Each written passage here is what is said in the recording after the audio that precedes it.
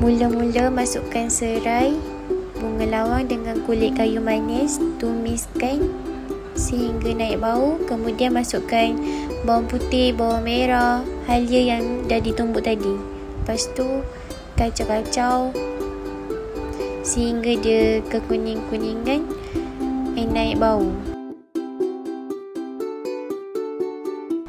Masukkan cili kisar yang dah di blender tadi. Lepas tu kacau-kacau sampai dia pecah minyak.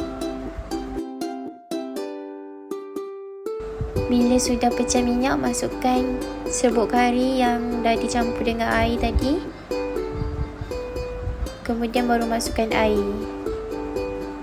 Masukkan ayam, kacau-kacau.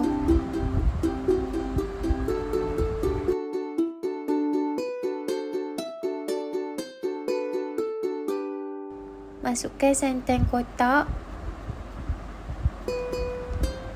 Tambah sedikit air. Biarkan dia sehingga mendidih. Kacau-kacau. Kemudian perasakan dengan secukupnya.